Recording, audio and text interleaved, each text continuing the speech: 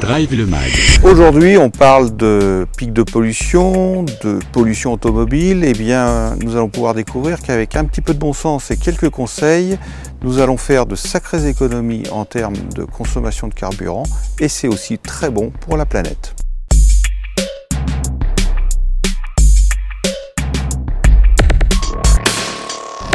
Une perte de pression de quelques grammes, de quelques centaines de grammes, engendre une surconsommation. Et ça, c'est très simple à détecter. On vérifie régulièrement sa pression de pneumatique, voire une petite astuce, si on a la possibilité, c'est de surgonfler légèrement ces pneumatiques de 200-300 grammes, au détriment peut-être du confort pendant quelques jours, mais on gagnera un tout petit peu de consommation.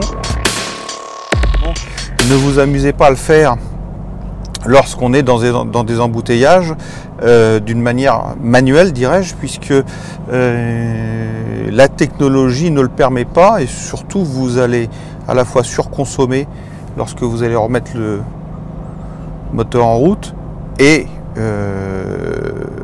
engranger une usure prématurée de la mécanique, ne serait-ce qu'au niveau des organes électriques tels que le démarreur ou la batterie ou l'alternateur qui n'ont pas été conçus pour travailler dans de telles conditions.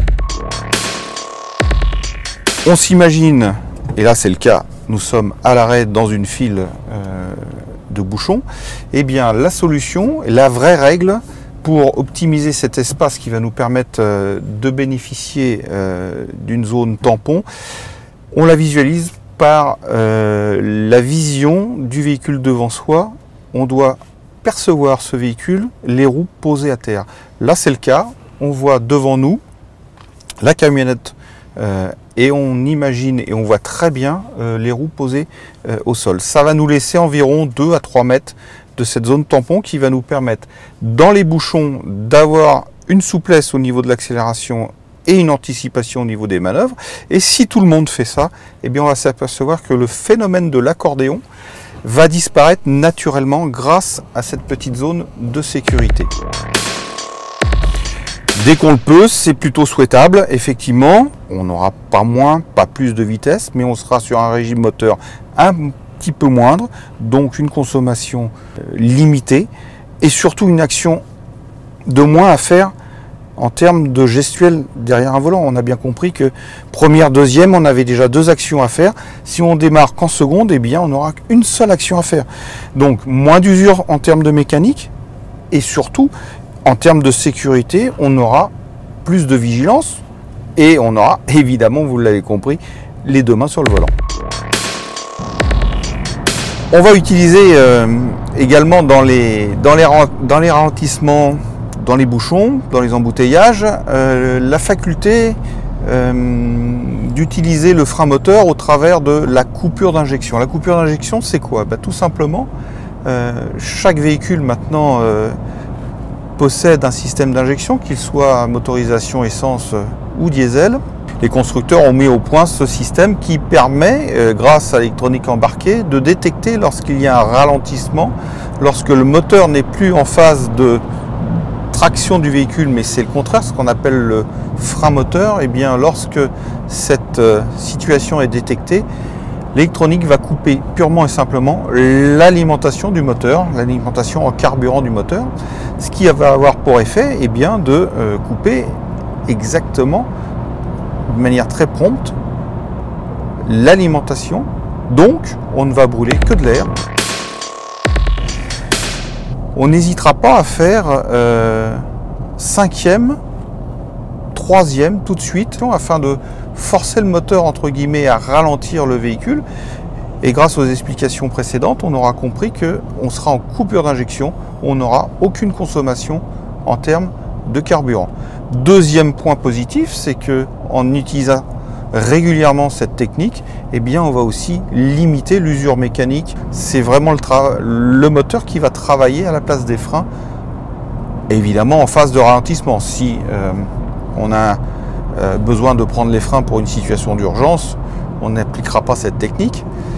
Mais là, on va pouvoir le détecter. Pour ceux et celles qui ont un ordinateur de bord, vous le mettez en position de consommation instantanée, et vous verrez que dès que vous lâchez l'accélérateur et que le frein moteur est enclenché en coupure d'injection, eh bien la consommation affichée est de l'ordre de 0 litres au 100. Accélérer d'une manière franche engendre forcément une consommation ou une surconsommation, mais une petite astuce, lorsque le trafic nous le permet, eh bien pourquoi ne pas sauter une vitesse aussi? On l'a vu dans le cadre d'un ralentissement, on peut également appliquer cette méthode dans le cas d'une accélération. Vous êtes en seconde, vous tirez un petit peu plus le régime sur la seconde et vous faites l'impasse sur la troisième vitesse, vous passez directement 4. Et là, encore on comprendra un régime moteur moindre pour une vitesse aussi élevée. Il faut savoir qu'un filtre à air encrassé ou trop usé engendra une surconsommation de quelques pourcents. Il faut savoir aussi qu'une vidange un petit peu dépassée dans le temps ou en termes de kilométrage engendra également une surconsommation. Donc veillez à respecter scrupuleusement les consignes d'entretien du constructeur ou du véhicule en suivant votre carnet d'entretien. Un exemple, vous allez faire vos courses au supermarché, dans la mesure où vous laissez quelques packs d'eau dans le coffre, eh bien ce sera quelques dizaines de kilos en plus à emmener, donc quelques grammes de consommation, quelques grammes de carburant en plus à brûler, et donc des rejets en l'occurrence augmentés. Donc dans la mesure du possible, soulager, alléger au maximum votre véhicule, ce sera d'autant moins de consommation à la clé.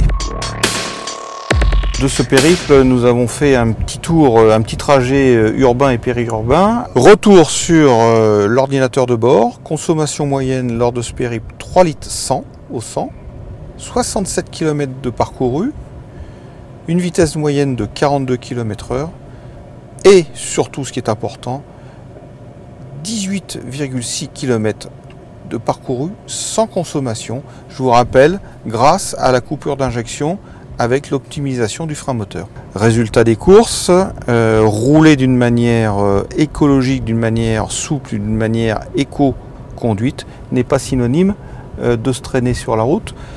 La preuve, 3 litres 100 au 100 pour 42 km/h de moyenne. Voilà le résultat.